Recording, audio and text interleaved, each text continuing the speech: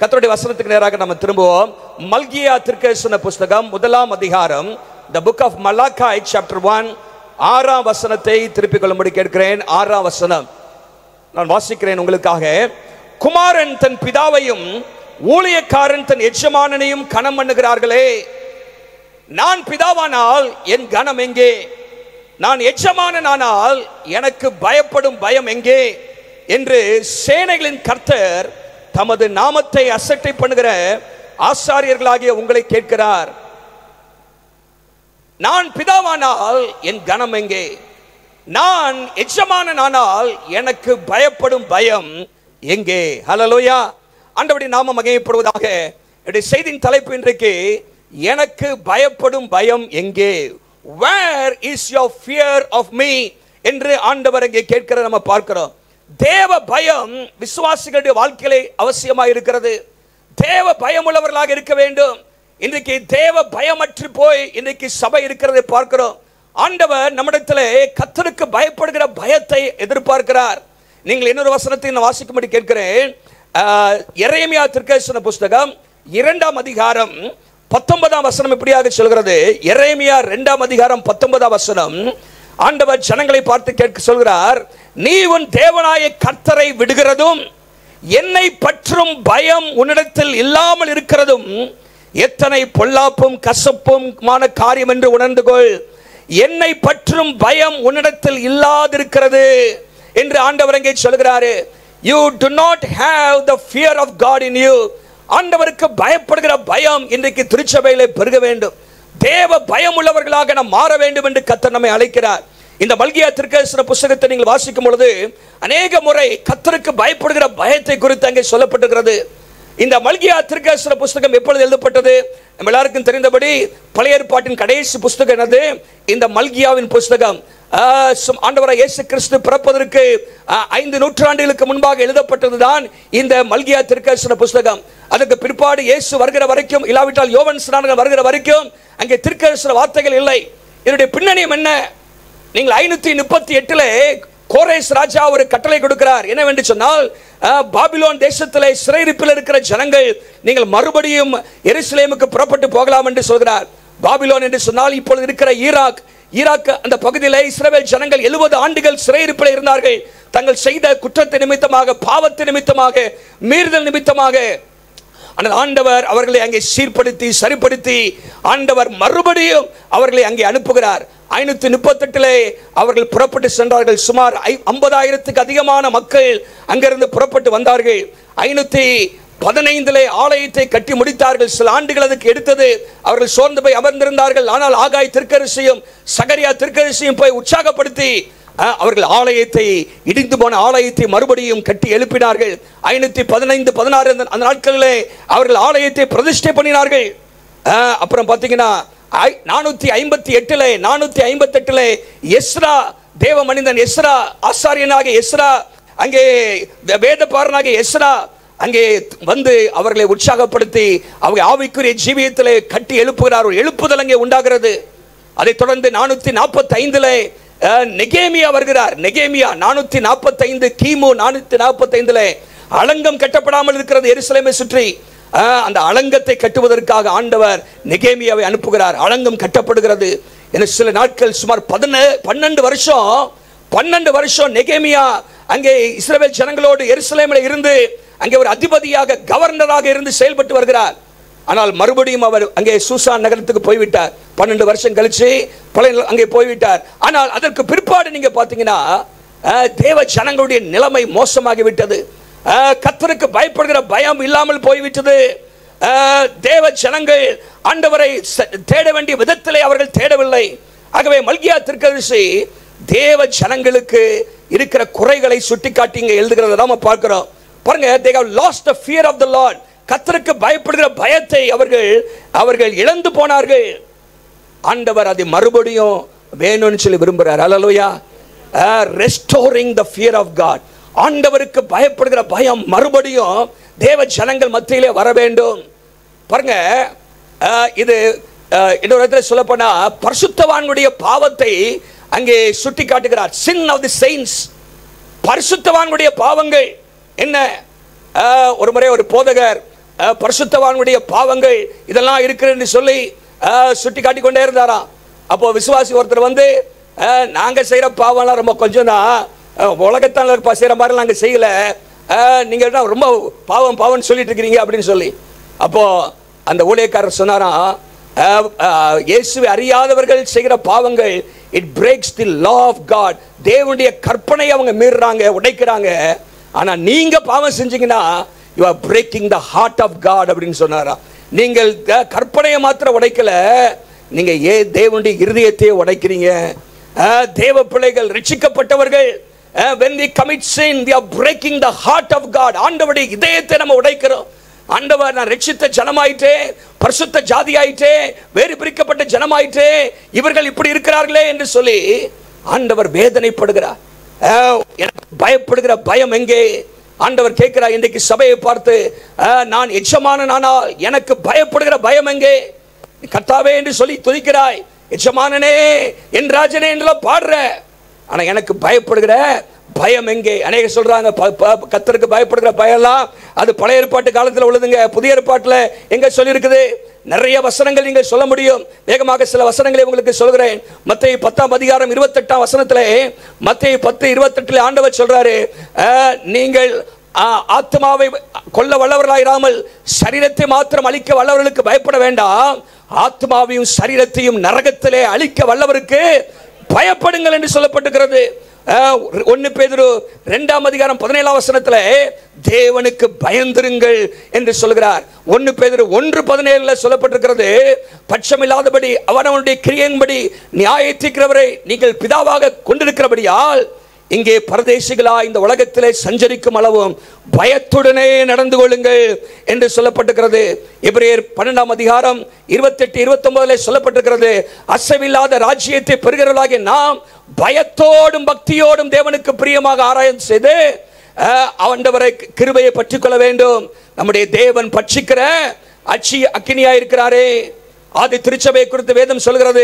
அப்போஸ்தலர் 9:31 அப்போஸ்தலர் 9:31 வாசிக்கிறோம், அந்த சபை சமாதானம் பெற்று பக்தி விருத்தி அடைந்து கர்த்தருக்கு பயப்படுகிற பயத்தோடும் ஆறுதலோடும் நடந்து பெருகின.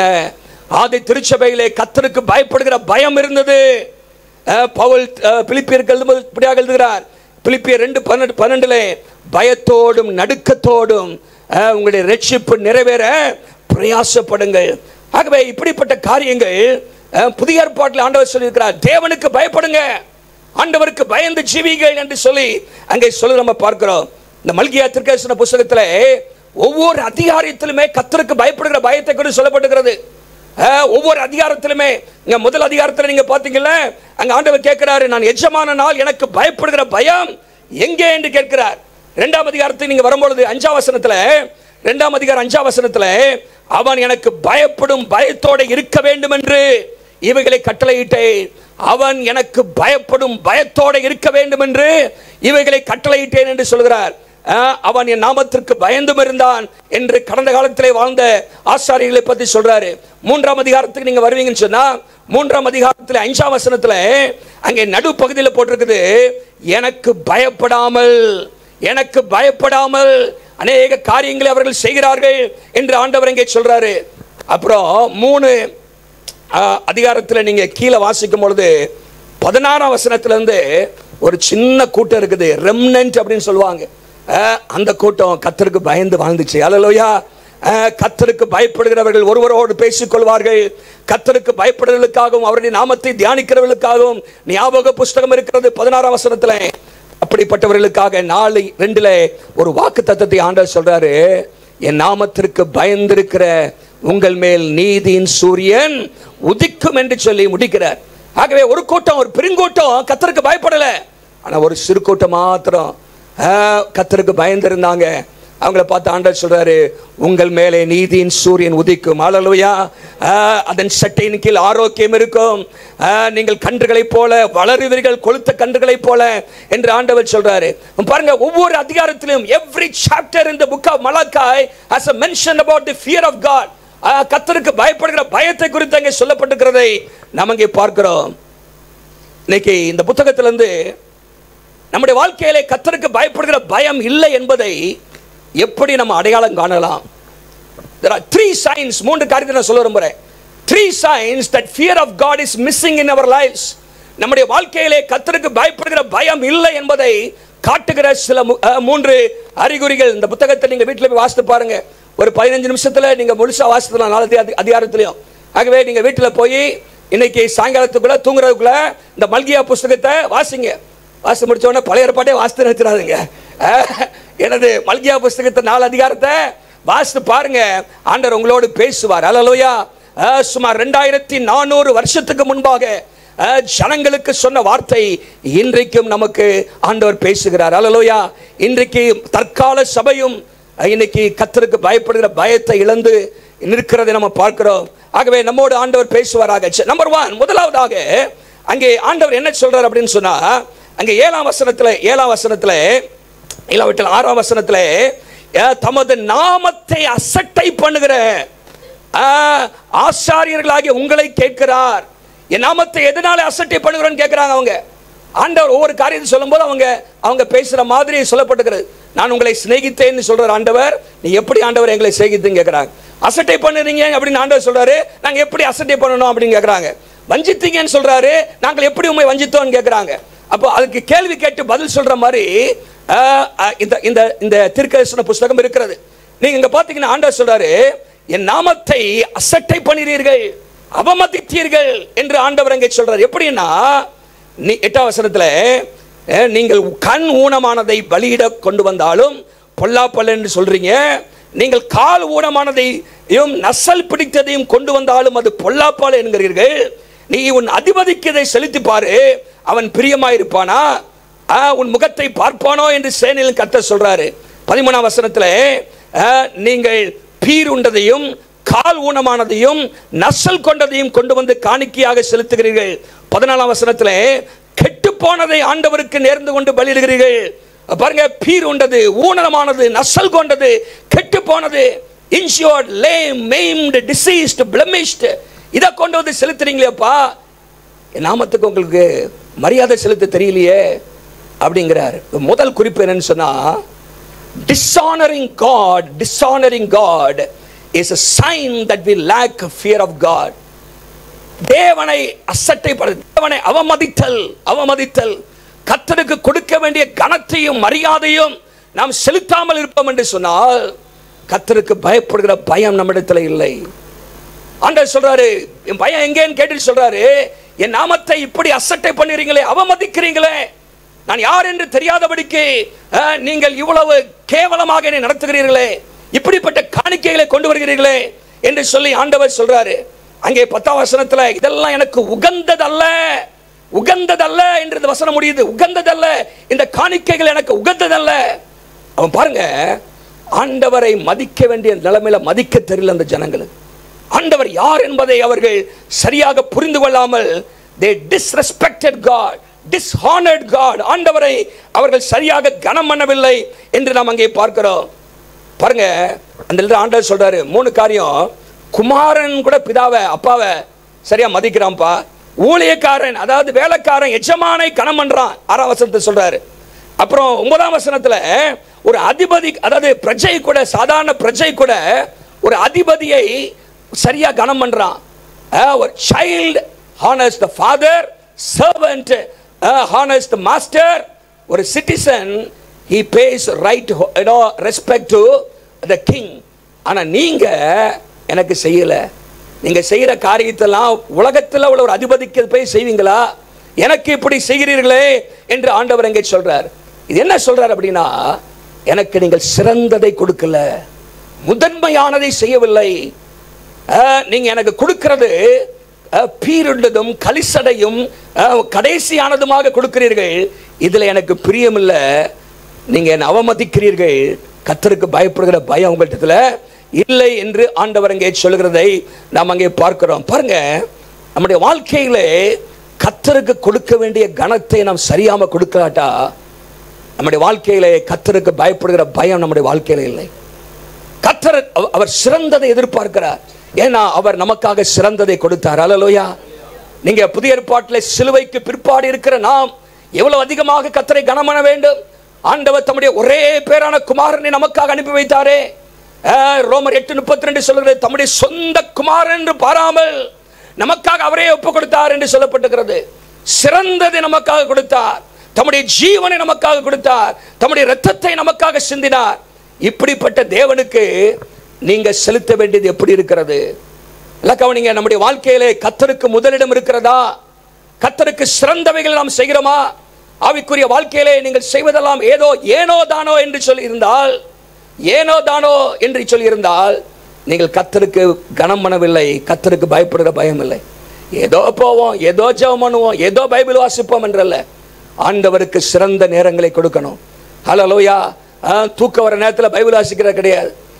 ஆலயத்துக்கு வரும்போது சிறந்த நேரத்தோடு வரணும், சரியான நேரத்துக்கு வரணும், முழு இருதயத்தோடு கர்த்தரை சேவிக்க வேண்டும் என்று கர்த்தர் விரும்புகிறார். பாருங்க, நம்முடைய வாழ்க்கையிலே கர்த்தர் முதலிடத்தில் இருக்கிறாரா? அதான் கேள்வி.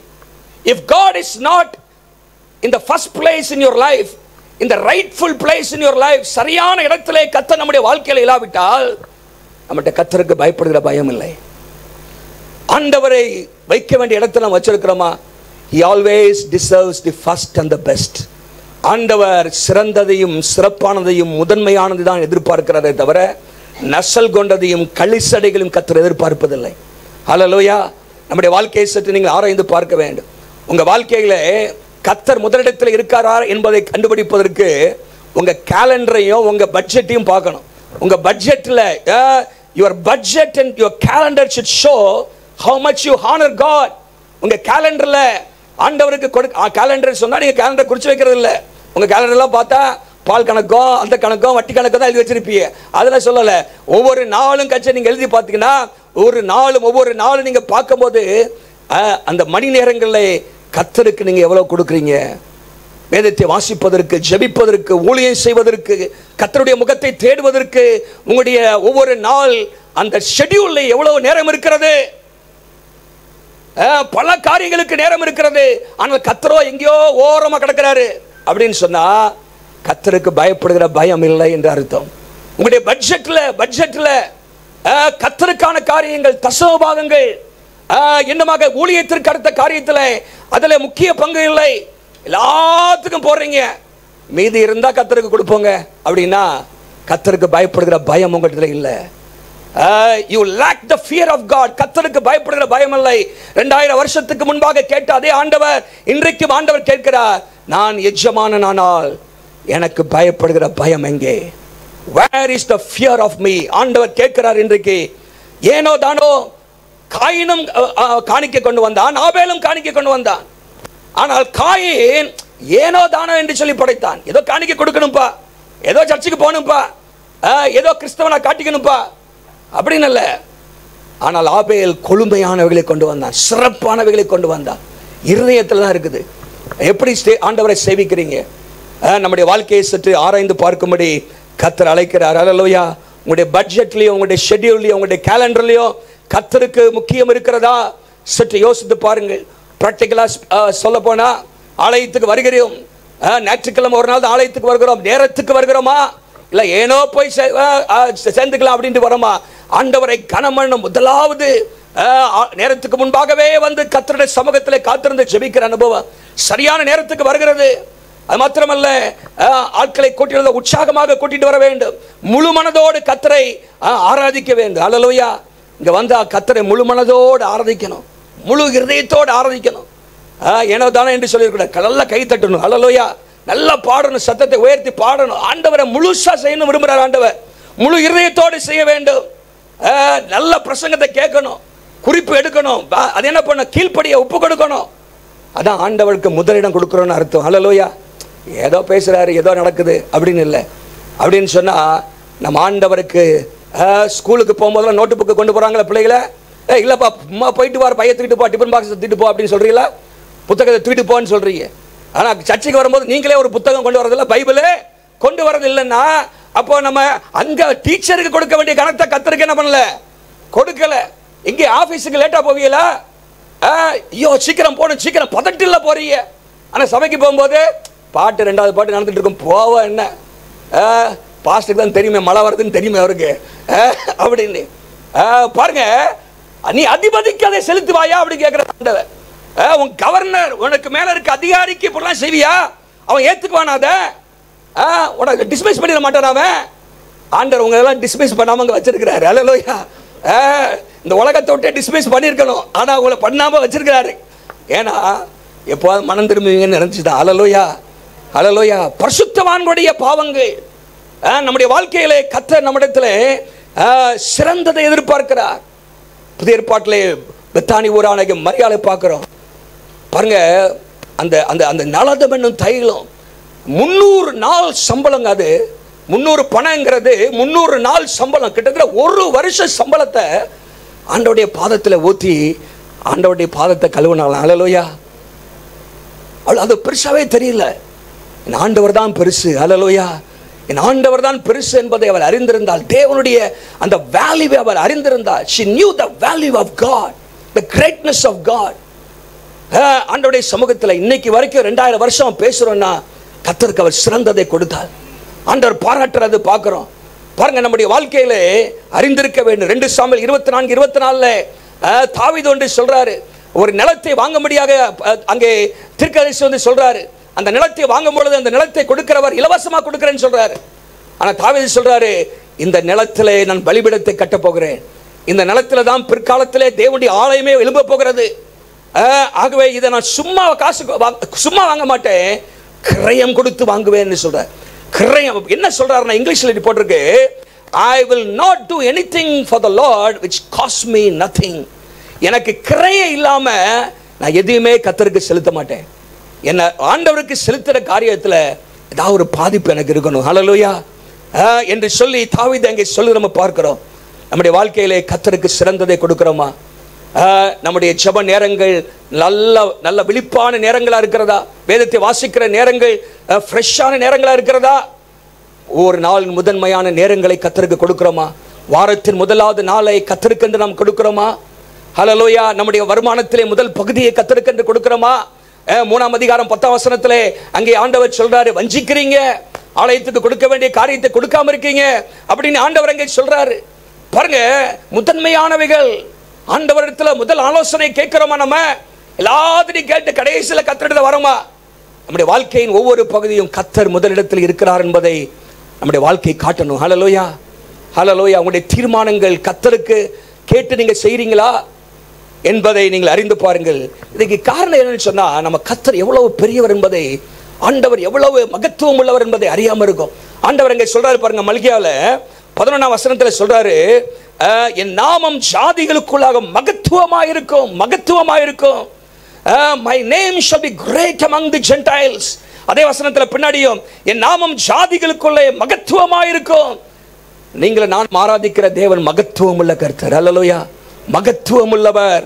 14ஆம் வசனத்தில் ஆண்டவர் சொல்றாரு, என் நாமம் ஜாதிகளுக்குள்ளாக பயங்கரமாக இருக்கும், நான் மகத்துவமான ராஜா என்று சேகரின் கர்த்தர் சொல்றார். பாரு சொல்றாரு ஆண்டவர், எப்பா நான் என்ன அசட்டை பண்றீங்க, அவமதிக்கிறீங்க, நான் யார் தெரியுமா? நான் மகத்துவம் உள்ள ராஜா, பயங்கரமுள்ள தேவன் என்று சொல்லி அங்கே ஆண்டவர் சொல்றாரு. பாருங்க, வாழ்க்கையில நீ நிறைய இடத்துல நம்ம ஆண்டவரை ஏதோ ஒரு லவ்விங் கிராண்ட் ஃபாதர் மாதிரி நினைச்சுக்கிறோம். தாத்தா, அப்பா கூட அடிப்பாரு, தாத்தா என்ன பண்ண மாட்டாரு, கொஞ்சிட்டே இருப்பாரு எப்ப பார்த்தாலும். தாத்தா என்ன பண்ணுவாரு, எப்பவுமே அப்பா திட்டினாலும் தாத்தா என்ன சொல்லுவாரு, பிள்ளைய திட்டாத அப்படிம்பாரு. அப்போ நீங்க பாருங்க, நிறைய நேரத்தில் ஆண்டவர் நம்ம வந்து என்ன பண்ணுவோம், தாத்தா மாதிரி எப்பவுமே கொஞ்சிக்கிட்டே இருப்பாரு. இல்லை, நாகம் புஸ்தகத்தில் வாசித்தீங்கன்னா முதல் அதிகாரத்தில் ஒரு 7 வசனத்தில் பார்த்தீங்கன்னா ஆண்டவருடைய 2 பக்கங்களையும் போட்டிருக்கு. நீங்க 1ஆம் அதிகாரம் 7ஆம் வசனத்தில் வாசித்தீங்கன்னா கர்த்தர் நல்லவர் அப்படின்னு போட்டிருக்கு. அல்லேலூயா சொல்லுங்க, கர்த்தர் நல்லா இருக்குல்ல சொல்றதுக்கே. கர்த்தர் யாரு? நல்லவர். 3ஆம் வசனத்தில் பாருங்க, 3ஆம் வசனத்தில் என்ன போட்டிருக்கு? கர்த்தர் நீடிய சாந்தமும் மிகுந்த வல்லமையும் உள்ளவர். அது நல்லா இருக்குல்ல கேட்கறதுக்கு. கர்த்தர் எப்படியா? நீடிய சாந்தமுள்ள இருக்கிறனால தான் உங்களை வச்சிருக்காரு வரைக்கும். அல்லேலூயா, நீடிய சாந்தம் உள்ளவர், வல்லமை உள்ளவர். நல்லா இருக்கு. இப்ப 2ஆம் வசனத்தை வாசிங்க. 2ஆம் வசனத்தை நல்லா வாசிங்க. கர்த்தர் எப்படி? எரிச்சல் உள்ளவரும் நீதியை சரி கட்டுகிறவரும். அப்புறம் எப்படி கோபம் உள்ளவரா? பார்த்துக்கிறேன். உக்கிர கோபம் உள்ளவர், சத்துருக்களுக்கு பிரதிபலன் அளிக்கிறவர். தம்முடைய பகைவனுக்காக கோபத்தை வைத்து வைக்கிறவர். கர்த்தர் எரிச்சல் உள்ள தேவன்.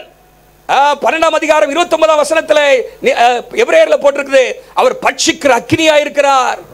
அல்லேலூயா. அதையும் பார்க்கணும் அந்த பக்கமும். அல்லேலூயா. சும்மா தாத்தா மாதிரி கொஞ்சிக்கிட்டே இருக்க மாட்டா, தாத்தா வீட்டில் இருப்பாரு கட்டி பிடிப்பாரு அப்படின்னு இல்லை.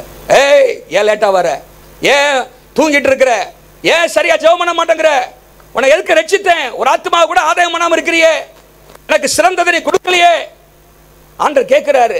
பாருங்க, ஆண்டவர் நல்லவர், அதுக்காக ஸ்தோத்திரம்.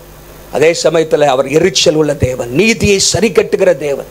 ஹல்லேலூயா. உக்கிர கோபம் உள்ள தேவன் என்று அந்த பகுதியில் சொல்லப்படுகிற நம்ம பார்க்கிறோம். என்ன சொல்ல வரேன்னா, நம்முடைய வாழ்க்கையிலே கர்த்தரை எப்படிப்பட்டவர்? Is an awesome God, is a majestic God, is a holy God என்பதை நாம் அறிந்திருக்க வேண்டும். ஹல்லேலூயா. கடைசி காலத்திலே சொல்லப்பட்ட எச்சரிப்புகளை சங்கீதம் 2ஆம் அதிகாரத்தில் சொல்லப்பட்டிருக்கிறது. பயத்துடனே கர்த்தரை சேவியுங்கள், நடுக்கத்துடனே களி கூறுங்கள், குமாரன் கோபம் கொள்ளாமலும் வழியிலே நீங்கள் அழிந்து போகாமல் இருக்கும்படி அவரை முத்தம் செய்யுங்கள். கொஞ்ச காலத்தில் அவருடைய கோபம் பற்றி எரியும், அவரை அண்டிக் கொள்கிற யாவரும் பாக்கியவான்கள். பாருங்க, அவரை அண்டிக் கொள்ள வேண்டும், ஆண்டவரை பற்றி கொள்ள வேண்டும், அசட்டை பண்ணக்கூடாது, ஆண்டவரை அவமதிக்கக்கூடாது. ஆண்டவர் கேட்கிறார், எனக்கு பயப்படும் பயம் எங்கே என்று ஆண்டவர் கேட்கிறாரு. பாருங்க, இந்த மக்கள் பீருண்டது ஊனமான இதெல்லாம் கொண்டு வந்து என்ன இதை கொடுப்போம்பா அப்படின்னு கொடுத்தாங்க. கர்த்தர் இதெல்லாம் தூக்கிட்டு போ அப்படின்ட்டார். என்னது என்ன சொல்ற பாருங்க, ஆலயத்தை கதவை அடைச்சிடுவேன் அப்படிங்கிறாரு. அல்லேலூயா. அங்க பாருங்க 10ஆம் வசனத்துல பூட்டி கதவெல்லாம் பூட்டி போட்டுருவேன், காணிக்க உகந்ததல்ல. நீ சும்மா வந்து கொடுத்துட்டு எதையாவது கொடுத்துட்டு ஆண்டவருக்கு அவமதிக்கேன்னு சொன்னீங்கன்னா கர்த்தருக்கு பயப்படுகிற பயம் இல்லை. ஸோ நம்பர் 1, நம்ம வாழ்க்கையிலே கர்த்தருக்கு கொடுக்க வேண்டிய சரியான கனத்தையும் மரியாதையும் நம்ம செலுத்தாமல் இருப்போம் என்று சொன்னால் that is a sign that we lack the fear of God. இரண்டாவதாக 2ஆம் அதிகாரத்துக்கு வாங்க. 2ஆம் அதிகாரத்திலே 11ஆம் வசனத்தை நான் வாசிக்கிறேன். யூதா ஜனங்கள் துரோகம் பண்ணினார்கள், இஸ்ரவேலிலும் எருசலேமிலும் அருவருப்பான காரியம் செய்யப்பட்டது. கர்த்தர் சிநேகிக்கிற பரிசுத்தத்தை யூதா ஜனங்கள் பரிசுத்த குலைச்சலாக்கி அந்நிய தேவர்களின் குமாரத்திகளை விவாகம் பண்ணினார்கள். பாருங்க, பரிசுத்தத்தை குலைச்சலாக்கினார்கள். கர்த்தர் சிநேகிக்கிற பரிசுத்தத்தை அவர்கள் விரும்பவில்லை, அவர்கள் அருவருப்பான காரியத்தை செய்தார்கள். இரண்டாவதாக, பரிசுத்த வாழ்க்கையை நாம் அசட்டை பண்ணுவோம் என்று சொன்னால் கர்த்தருக்கு பயப்படுகிற பயம் நம்மிடத்தில் இல்லை. Despising holiness is a sign that we lack the fear of the Lord. கர்த்தருக்கு பயப்படுகிற பயம். பாருங்க, இந்த ஆண்டவர் சொல்றாரு அடுத்த குற்றச்சாட்டா, கர்த்தர் சிநேகிக்கிற பரிசுத்தத்தை என் ஜனங்கள் விரும்பல அப்படிங்கிறார். ஆண்டவர் பரிசுத்தத்தை சிநேகிக்கிறவர். அல்லேலூயா. அங்க போட்டுக்கு பாருங்க, கர்த்தர் சிநேகிக்கிற பரிசுத்தம். ஆங்கில வேதாமத்தில் சாங்சுவரின்னு போட்டிருக்கு. கர்த்தர் பரிசுத்த ஸ்தலத்தை சிநேகிக்கிறார், பரிசுத்தத்தை சிநேகிக்கிறார் என்று சொல்லப்பட்டிருக்கிறது. என்ன செஞ்சாங்க அப்படின்னு பார்த்தீங்கன்னா, இங்க பிரச்சனை என்னன்னா மிக்ஸ்ட் மேரேஜ். யூதர்கள் அந்நிய பெண்களோடு கலந்து திருமணம் பண்ணி கொண்டார்கள். அது மாத்திரமல்ல, ஏற்கனவே யூத பெண்களை திருமணமானவர்கள் அதை விவாகரத்து செய்து மறுபடியும் அங்க என்ன பண்ணிட்டாங்க, அந்நிய பெண்களோடு கலந்து போனார்கள். அந்த ஆண்டவர் சொல்றாரு, விவாகரத்து என்னது, டிவோர்ஸ், ஐ ஹேட் டிவோர்ஸ், எனது தள்ளுதல் சீட்டை நான் வெறுக்கிறேன் என்று சொல்கிறார். அது மாத்திரமல்ல, அந்நிய குமாரத்திகளை விவாகம் பண்ற மிக்ஸ்ட் மேரேஜ். இங்க ஆண்டவர் சொல்கிற காரியம், the problem is not mixing races but mixing religions. தேவனை அறியாத விக்கிரக ஆராதனை செய்கிற மக்களோடு கலந்து திருமணம் பண்ணுகிறார்கள். இதுதான் எஸ்ராவின் புத்தகத்தில். ஏன்னா எஸ்ரா, நெகேமியா, மல்கியா எல்லாம் ஒரே காலகட்டத்தில் வாழ்ந்தவர்கள். இதே சம்பவம் தான் அங்கேயும் சொல்லப்பட்டிருக்கிறது. அங்கே எஸ்ராவும் அதே சொல்கிறார், இதெல்லாம் விட்டுட்டு வெளியே வா அப்படின்னு சொல்றாரு. பாருங்க, நம்முடைய வாழ்க்கையில பரிசுத்தத்தை நாம் விரும்பாவிட்டால், பரிசுத்தத்தை ஒரு துச்சமாக நினைப்போம் என்று சொன்னால் நம்முடைய வாழ்க்கையிலே கர்த்தருக்கு பயப்படுகிற பயம் இல்லை. பரிசுத்தத்தை சிநேகிக்கணும். அல்லேலூயா. அது அண்டர்லைன் பண்ணுங்க, கர்த்தர் சிநேகிக்கிற பரிசுத்தம், கர்த்தர் சிநேகிக்கிற பரிசுத்தம். நீங்களும் நானும் கர்த்தர் சிநேகிக்கிற பரிசுத்தத்தை நாம சிநேகிக்கணும். அல்லேலூயா. கர்த்தர் வெறுக்கிறதை வெறுக்கணும், கர்த்தர் சிநேகிக்கிறதை சிநேகிக்க வேண்டும். எபிரேயர் 1:9 சொல்லுகிறது, கர்த்தர் நீதியை சிநேகிக்கிறார், அக்கிரமத்தை வெறுக்கிறார். அப்ப நீங்களும் நானும் கர்த்தர் வெறுக்கிறதை வெறுக்கணும், கர்த்தர் சிநேகிக்கிறதை நாம் சிநேகிக்க வேண்டும் என்று கர்த்தர் சொல்றாரு. நாம் யாரு? யாத்திராகமம் 19:6, 1 பேதுரு 2:9 சொல்லியிருக்கிறது.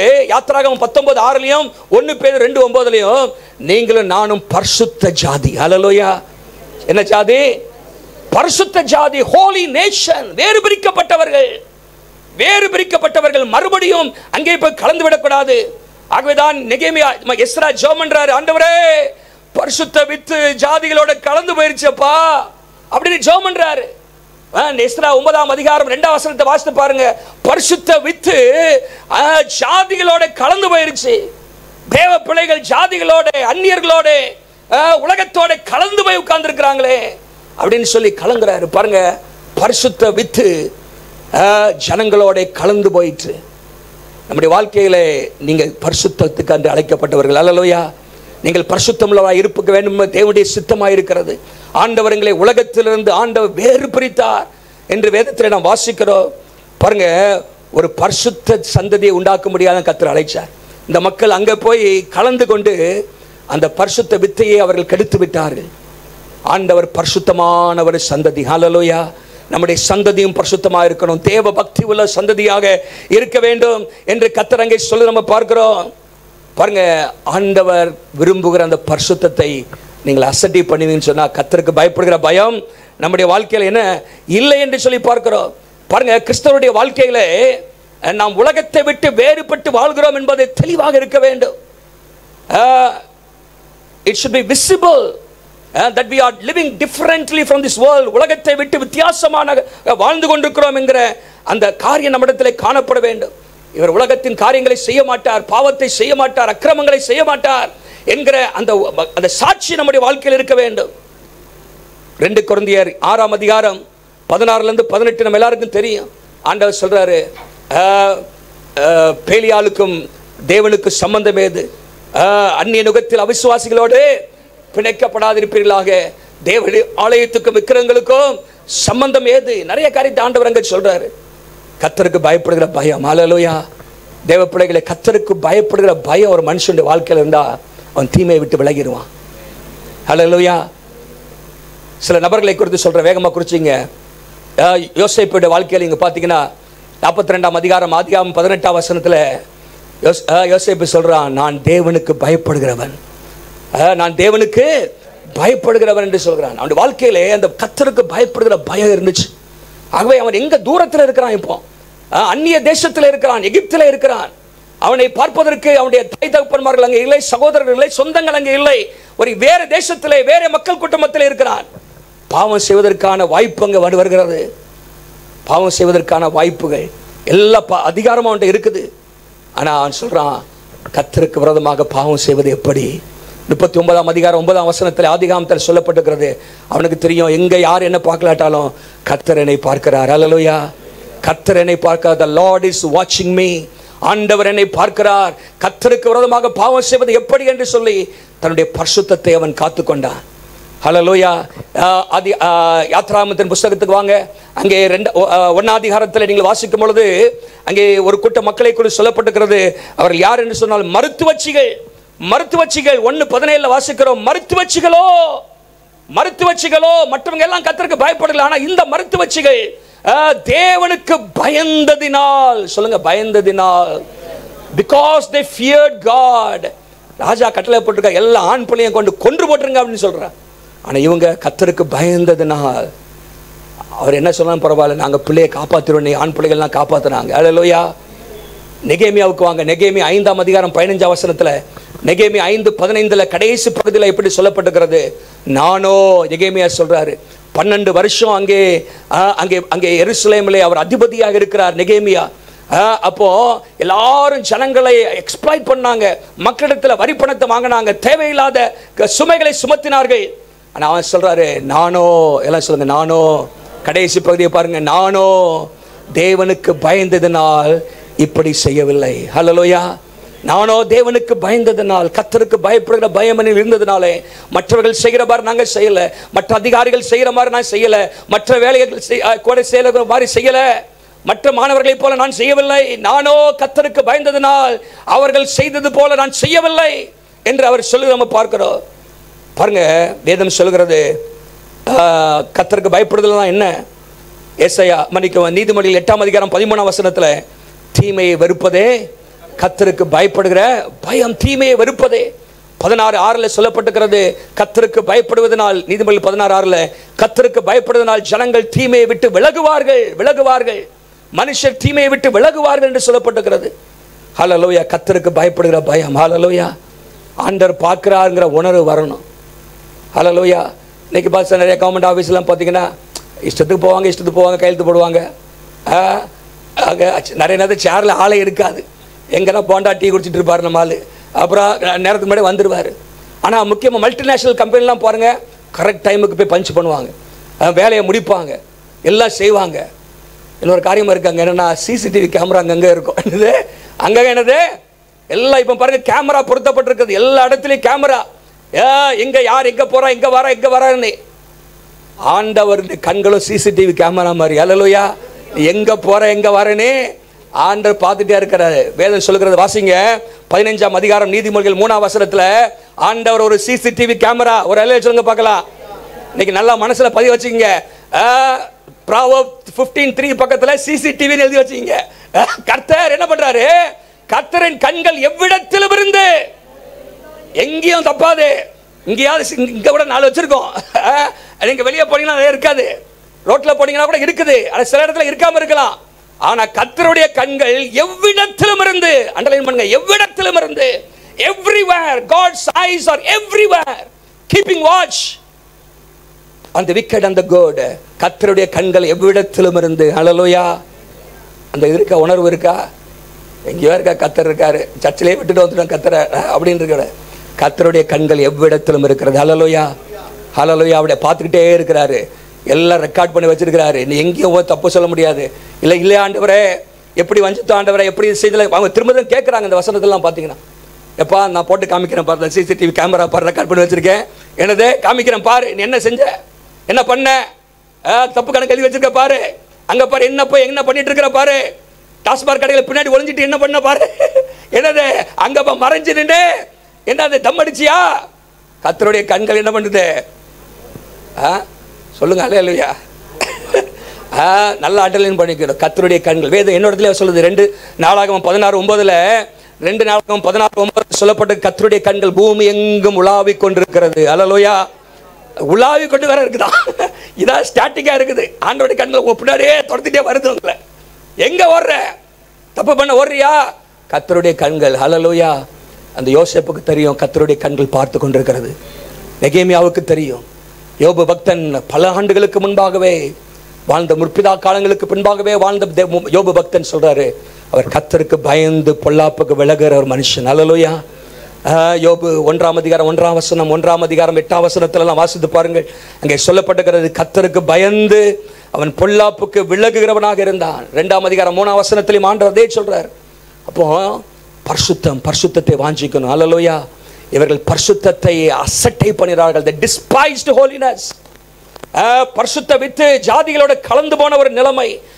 கர்த்தர் சிநேகிக்கிற பரிசுத்தத்தை அவர்கள் விரும்பவில்லை. அந்நிய பெண்களோடு கலந்து போனார்கள். அதுக்காக ஏற்கனவே கல்யாணம் பண்ணவனையும் விவாகரத்து பண்ணினார்கள். ஆண்டவர் சொல்றாரு, அதை நான் வெறுக்கிறேன்ப்பா.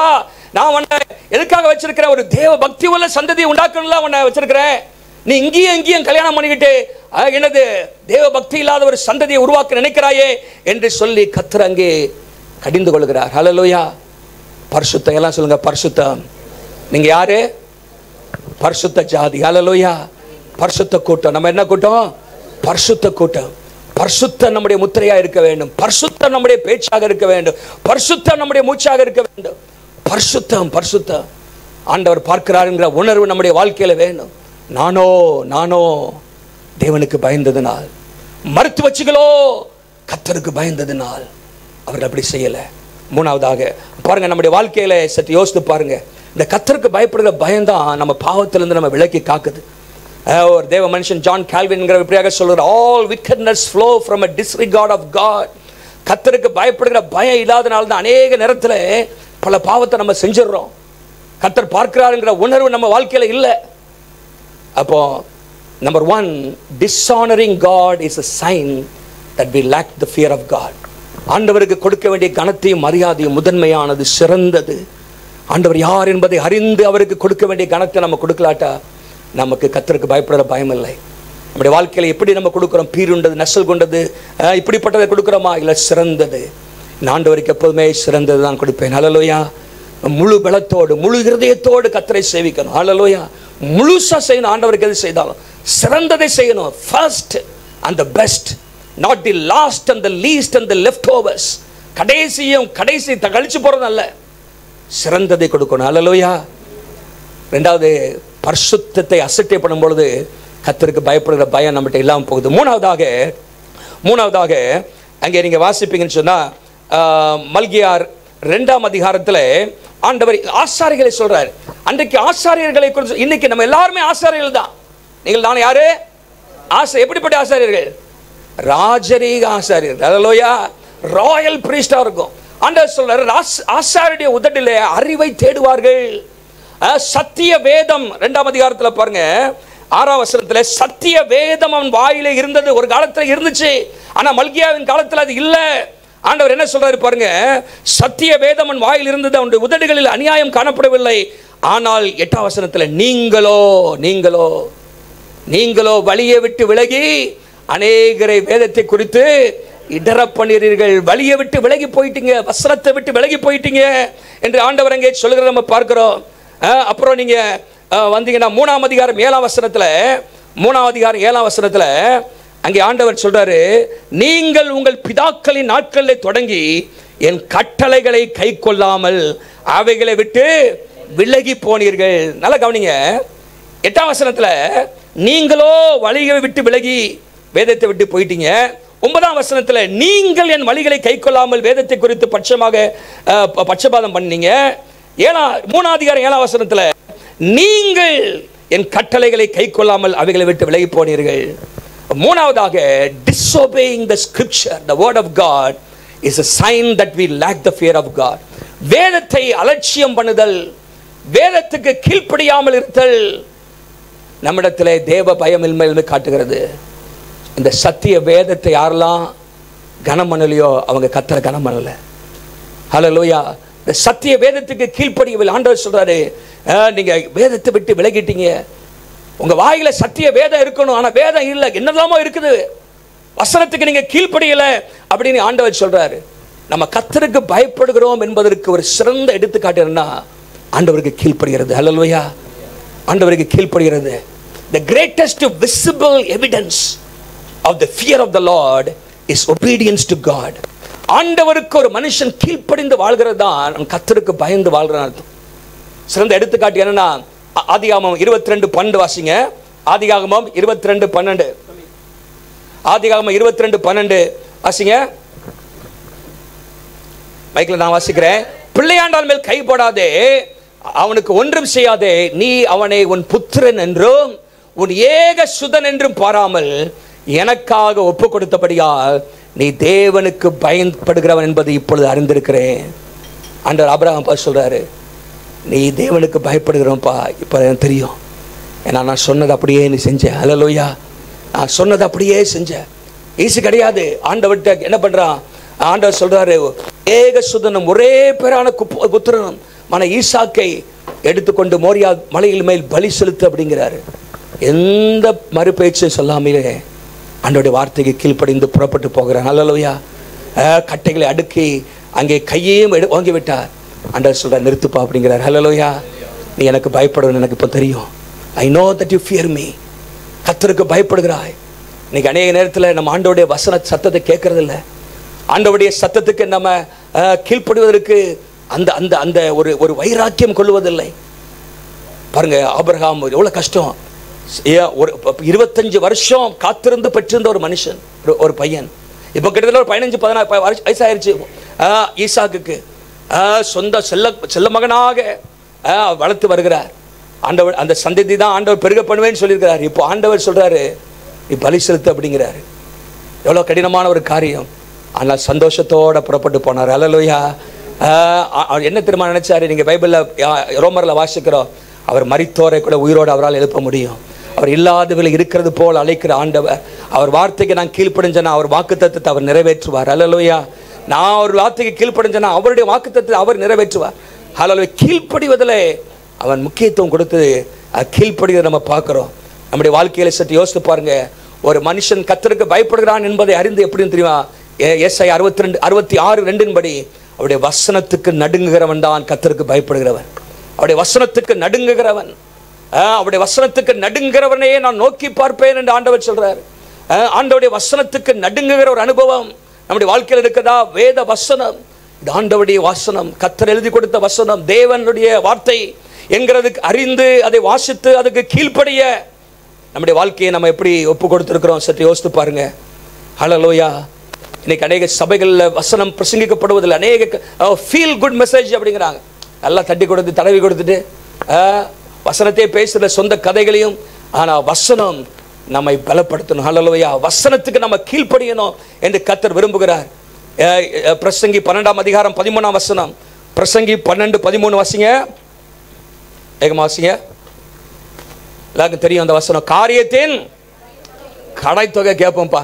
எல்லாத்தையும் சொல்லிட்டு மாய மாய மாய எல்லாம் சொல்லிட்டு வாலிப பிராயத்தில் சிருஷ்டிக்கிற நினை எல்லாம் சொல்லிட்டு கடைசியில் காரியத்தின் கடைத்தொகை கேளு. This is the conclusion of the matter. சொல்கிறத சொல்லிடுறேன், செய்யாது செய்து உங்க வேலை அப்படின்னு சாலமன் சொல்கிறாரு. கர்த்தருக்கு பயந்து அவர் கற்பனையை கைக்கொள். எல்லா மனுஷர் மேலும் விழுந்த கடமை இதுவே. Fear God. Fear God அப்படின்னா அதை நிப்பாட்டில்ல. And keep his commands. ஆண்டவருடைய வார்த்தைக்கு கேளு. அதுதான் எல்லா மனுஷன் மேலே விழுந்த கடமை. ரட்சிக்கப்பட்ட தேவ பிள்ளைகளின் வாழ்க்கையில் விழுந்த கடமை. கர்த்தர் நம்மகிட்ட எண்ணத்தை கேட்கிறாரு. உபாகமம் 10:12 சொல்லப்பட்டிருக்கிறது. அவருக்கு பயந்து வாழ தவிர வேற எண்ணத்தை கேட்கிறாரு. அவரை நேசிக்கணும், அவருக்கு பயந்து நடக்கணும் தானே கேட்கிறாரு என்று சொல்லி அங்கே நாம் வேதத்தில் வாசிக்கிறோம். தேவனாய கர்த்தருக்கு பயந்து வழிகளில் நடந்து அன்பு கூறு, இதுதான் ஆண்டவர் கேட்கிறாரு என்று சொல்லப்பட்டிருக்கிறது. கர்த்தருக்கு பயப்படுகிற பயத்தை ஆண்டவர் நமக்கு தருவாராக. ஹல்லேலூயா. புதிய ஏற்பாட்டில் கொர்நேலியை குறித்து சொல்லப்பட்டிருக்கிறது. அவன் தேவ பக்தி உள்ளவன், கர்த்தருக்கு பயந்து நடக்கிறவன் என்று நாம் வாசிக்கிறோம். 10:22 அவனை குறித்து பின்னாடி ஒரு சாட்சி ஒன்று சொல்லப்படுகிறது. அப்போஸ்தலர் 10:22 அவன் கர்த்தருக்கு பயப்படுகிறவன், ஹல்லேலூயா என்று நாம் வாசிக்கிறோம். எல்லாம் கவனிங்க. இன்னைக்கும் ஆண்டவர் அப்படிப்பட்ட கிருபைகளை ஆண்டவர் தருவாராக. வேதத்தை அவமதிக்கிற நிலைமைகள் நம்ம வாழ்க்கையில் இருக்கக்கூடாது. பரிசுத்தத்தை அலட்சியம் பண்ணுற நிலைமை இருக்கக்கூடாது. கர்த்தரை அவமதிக்கிற நிலைமைகள் நம்முடைய வாழ்க்கையில் இருக்கக்கூடாது.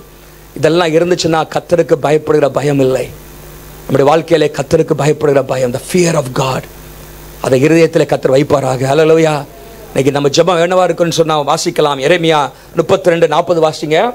எரேமியா 32:40 அது கடைசி பகுதியை நான் வாசிக்கிறேன். எரேமியா 32:40